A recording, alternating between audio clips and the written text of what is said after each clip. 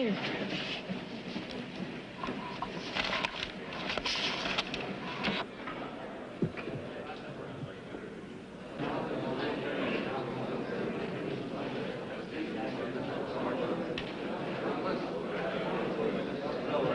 Ladies and gentlemen, you've heard the reports that enemy planes are approaching.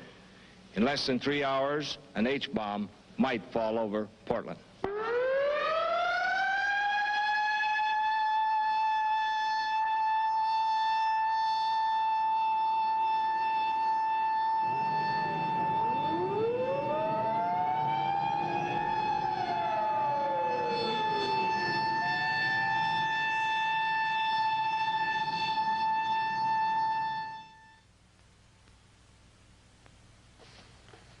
Like myself, I think you're going to be very interested in this story that we're going to tell you.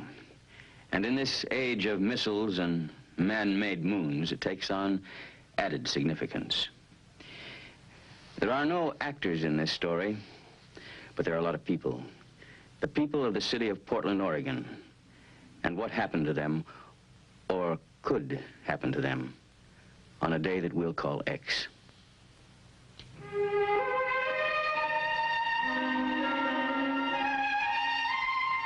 This is the land, between the mountains and the sea, between the snow-capped crater of Mount Hood and the Pacific. It's tall timber country. And this is the city, largest dry cargo port on the Pacific coast. And its people are friendly and rugged in the tradition of the Oregon Trail. Population, about 415,000, more or less about the size of Hiroshima. And this is what happened, or could happen, on a certain day called X. The sun came up at 6:31. Joe Foteff was there to observe and chronicle the event. The paper, Joe noted, was a little heavier than usual, but naturally he didn't stop to read the headline. And Mrs. Frank Stufel, Portland housewife, mother of 5, was concerned at 8:02. John, it's time to get up. You'll be late for school. Children late and coffee boiling. And with these problems duly appraised, she turned to the woman's page of the Oregonian, thus managing to avoid the front page, which, after all, contained nothing but scare headlines. The time? The time is 8:27. Wake up, Portland. It's a wonderful day today. Stay tuned to KOIN for the best in music and news. And now, we continue our wake-up show with more transcribed tunes. At 8:36, the population of Portland increased by 1. Timothy James made his first comment at a local hospital and settled down to life in the 20th century. Like all communities, religion is important. The people, like its church architecture, are forward-thinking. At 9, a special service is being held. And at the busy port, at 9:18, Ray Matthews, a longshoreman, loaded scrap iron bound for Japan.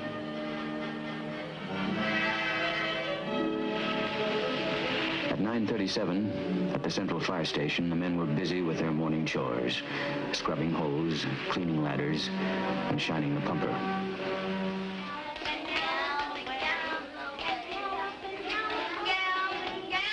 By 10 that morning, at the Harvey Scott School, the kindergarten class of Elsie McGlendon was much involved with the morning's activities.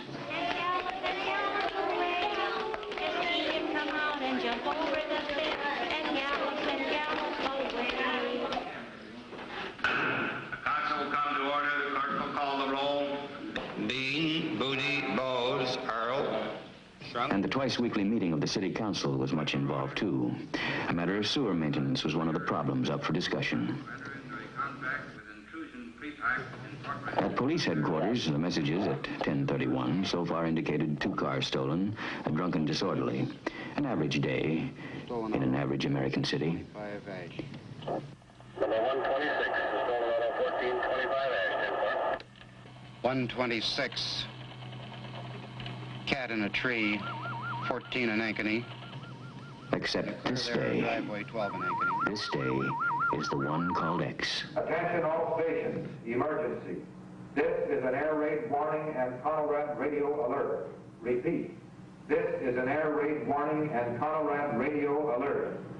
Enemy aircraft are over the Aleutians. Stand by for warning time.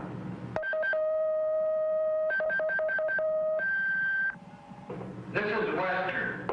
Prepare to copy time information. Time to Seattle, 2 hours, 30 minutes. Portland warning point. 3 hours, 30 Air raid warning. Enemy aircraft over Canada and Alaska. Time to Portland, 3 hours, 15 minutes. Thank you. I'll notify the mayor. At 10:32, Jack Lowe, the city's civil defense director, receives the words. Enemy planes have crossed the pole. Probably they carried H-bombs. Likely one, maybe two, are headed for Portland. The mayor is alerted. Mr. Clerk, gentlemen of the council, I've just received information that enemy planes are approaching this area. I just authorized the sounding the evacuation signal. The council will be in recess and we will immediately reassemble at the Emergency Operations Center. And so this day called X, which began in such an ordinary way, is no ordinary day. At 10:35, the banshee wail of the siren echoes the warning, and the city prepares for survival.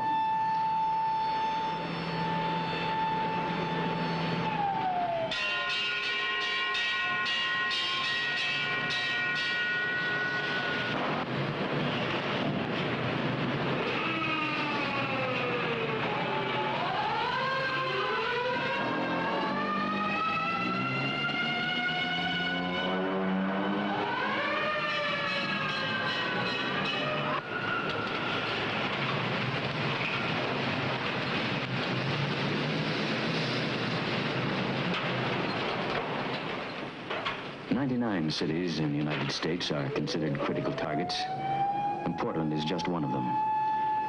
And it's so hard to know in advance how any man will react when that day comes. There will be those like Ben Conrad the mechanic, who has heard the sirens before in practice, and who will disregard them.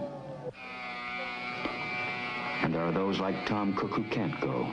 He's one of the power load dispatchers for all electric power in the Northwest. These men are expendable. Others can and do go.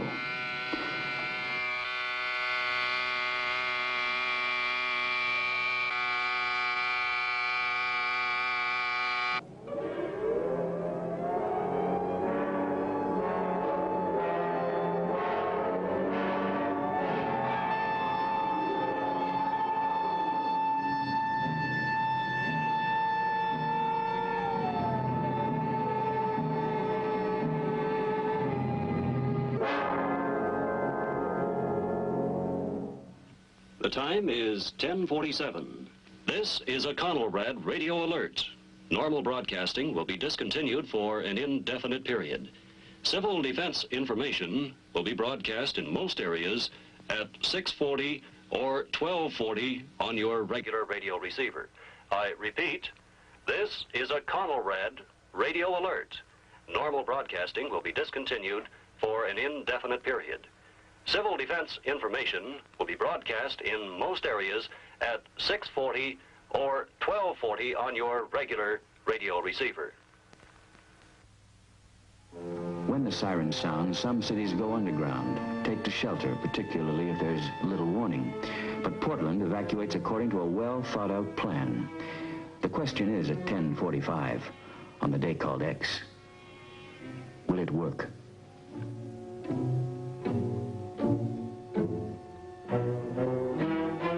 Quietly, without panic, the city organizes, becomes mobile the best it can.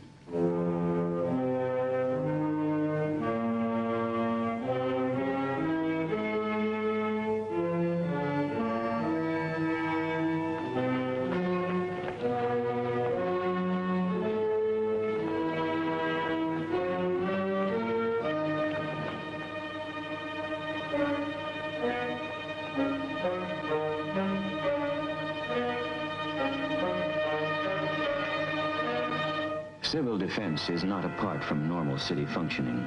The same utilities involved in caring for a city in peace are those equipped to care for her in an emergency. And when the siren sounds, each man knows his responsibility.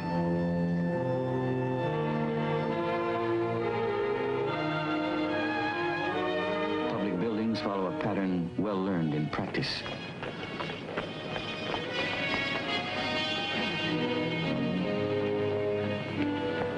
The idea, to move out of the city, to move fast, but with caution.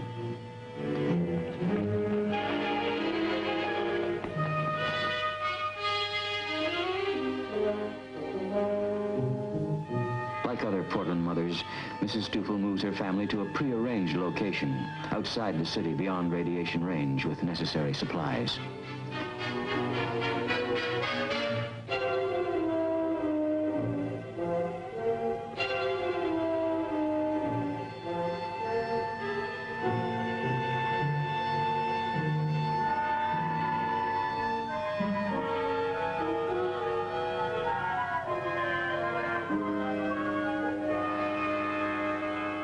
Timothy James and his mother go for an unexpected ride in a moving van in his first day of life.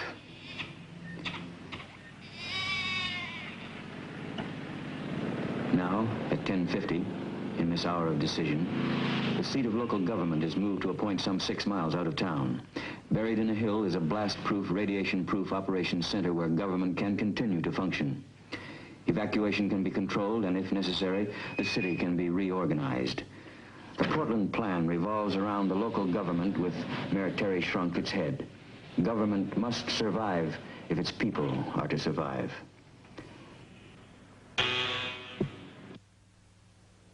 Civil defense is government operating in an emergency. Mayor now. Morning, Mr. Mayor. Morning, the situation looks pretty bad right now. We don't know exactly what's happening, but we do have planes over Alaska and Canada. Ladies and gentlemen, you've heard the reports that enemy planes are approaching. In less than 3 hours, an H-bomb might fall over Portland. Mr. Jack Lowe, our Civil Defense Director, will coordinate activities here. Jack, what's the situation? Mr. Mayor, according to our latest reports from CONAD, enemy planes are still headed this way at 450 knots. That will put them just about there on the Alaska-Canadian border.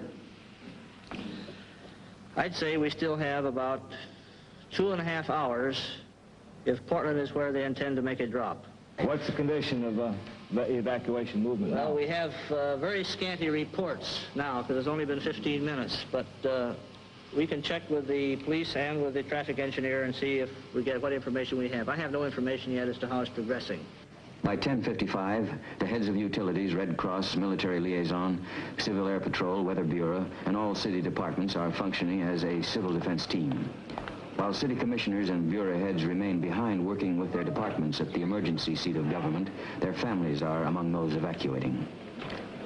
By 11, the operations officer is receiving reports on the evacuation of the city, and he is the reporter of the day, traffic, time, weather.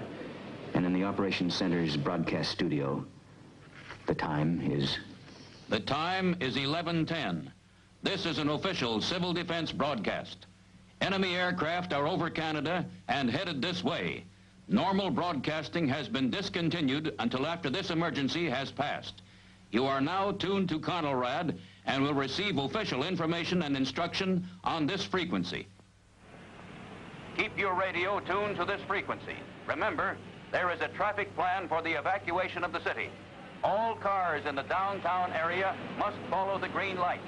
They will lead you out of the danger area by the quickest route. Do not try to cross the flow of traffic.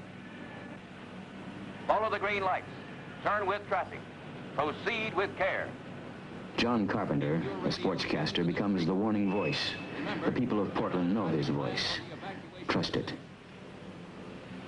In 1955, Portland held a practice mass evacuation. The heart of the city was cleared in 34 minutes. It's safe to say that practice evacuation will be responsible for saving a great many lives this day. Should a bomb fall, many will be killed. The more that move out of the city, the greater the chances of survival. Pedestrians are helped out of the city. The great dangers are jam-ups and bottlenecks.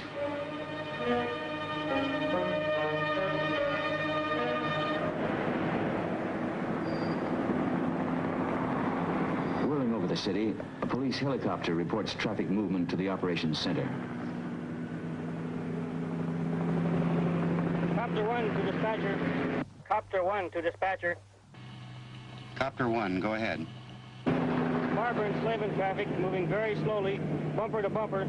Suggest 1 or 2 lanes be diverted east on Hamilton. Over. 10-4, 1131. And at 11:32, at the operations center, Police Chief Hillbrunner receives a suggestion, and with traffic engineer Fred Fowler, he works out a way to divert traffic. Motorcycle policemen are sent to split the load onto a side road. There's no way of knowing if Portland actually is an enemy target. But with 3 hours of warning, and the time fading fast, it's vital that all roads lead to safety, that all roads be kept open, allowing people to evacuate from the potential target area. Meantime, county and state police halt and divert incoming traffic away from the target area.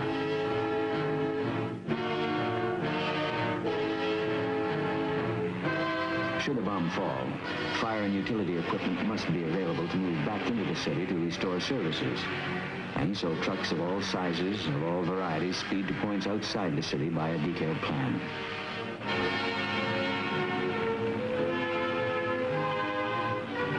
By 11:45, the men and equipment have arrived at the dispersal areas away from the target. Auxiliary police and auxiliary firemen are also in action.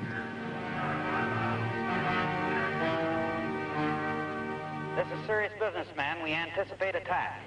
Secure your vehicles as best you can. Turn off the ignition. Put on the tarps on the fire apparatus. Take the radiation instruments with you. Move immediately to dispersal area. Move as quickly as you can to dispersal cover. I say again, move to dispersal cover.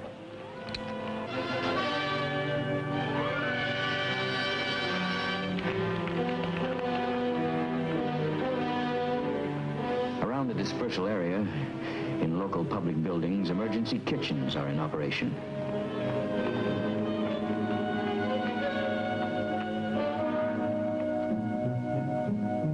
Rumors are everywhere. Facts are hard to find. But back underground, at the operations center, with time running out, only facts are considered. According to information we have just received from Western Air Defense Command, the situation remains the same. Enemy aircraft are still approaching in this direction. If they continue on this same course, we can expect an attack in this area anytime after 21:47 Greenwich time. That is 1:47 p.m. Pacific Standard Time. And now I would like a brief situation report from all departments on how we stand. First, John, what is the fallout situation? Well, Jack, according to our latest weather information, the winds will continue in a northeasterly direction at about 10 knots. Let's face facts, gentlemen. If we have a blast on target, downtown Portland, it will be hours and probably days before we can get back in. Engineering, Gordon Burt. We have reports that 80% of the city-owned and public utility equipment have been successfully evacuated from the city. However, there is one group of electric company trucks caught on the west side. We're working now on a plan to get them out. Fire Department, Chief Simpson. The fire department's initial dispersal plan is in effect. Several units have already moved out to their respective dispersal points. Engine 24 and Engine 30 are currently fighting a residential fire, and they will stay on the job until this fire has been controlled. Police, Chief Hillbrunner. As for police activities, the city is about 65% evacuated. Traffic appears to be moving at about 15 miles an hour outbound. The state and county police have set up an effective roadblock diverting inbound traffic, thus enabling us to use all lanes for outbound traffic. Emergency medical, Dr. Metter. City hospitals are continuing to evacuate.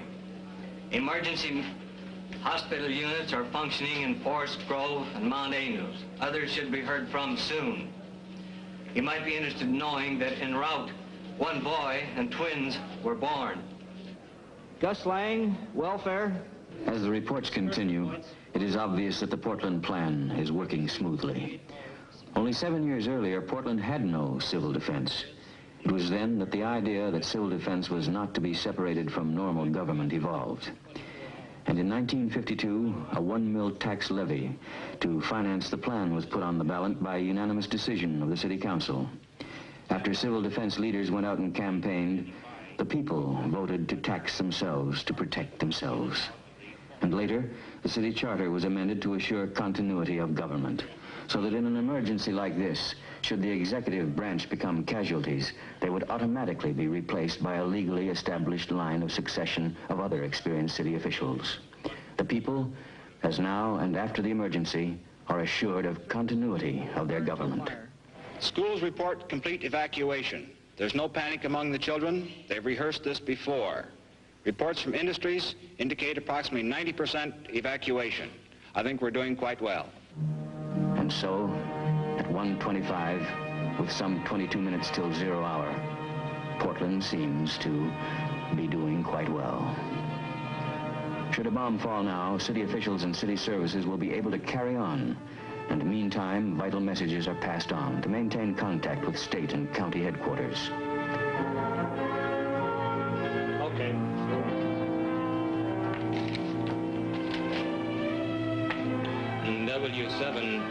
W7SAA from W7BS. Upstairs in this unique underground operations center, an emergency telephone system is functioning as the details of evacuation are reported and relayed. Part of the civil defense levy went to a comprehensive microfilming project supervised by Will Gibson, city auditor. More than 3 million documents and records that go back to the first handwritten city council minutes in 1851 have been microfilmed. Duplicates of laws and the engineering records without which the city cannot function are here. And so, in time of disaster, records are preserved. And now, with a moment to breathe, some can take time for coffee in a built-in cafeteria. It's time to talk of families which have been evacuated. And it's time to be alone and think of the future.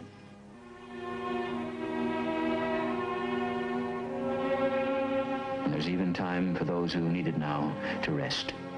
300 can live here for a week, eat, sleep, and breathe. The operations center has its own water supply, its own electric power, even its own purified air.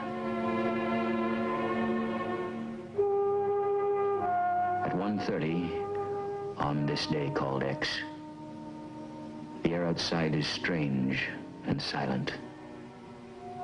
Almost all its people have gone.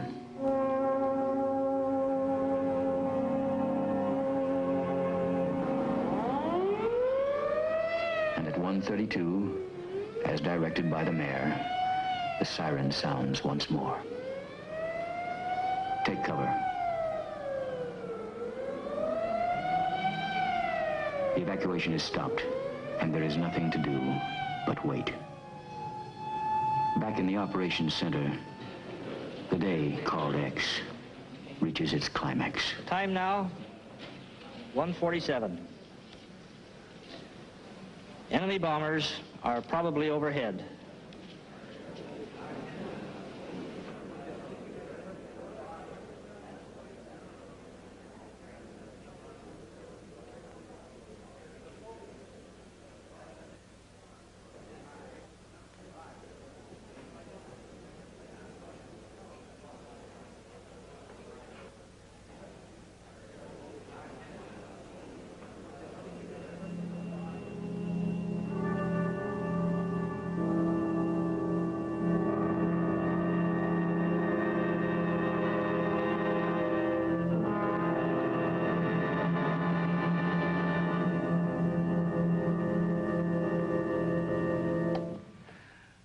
What happened after that moment we leave you to contemplate. But one thing is certain. Portland has a plan for the survival of its people and the continuity of its government. And you know, actually, the survival of this entire nation depends upon the ability of federal, state, and local governments to carry out their responsibilities in the event of a massive nuclear attack. Each new scientific development in the weapons of war presents a new challenge. And the people of Portland, through working together, they're ready. If there really were a day called X. How about you?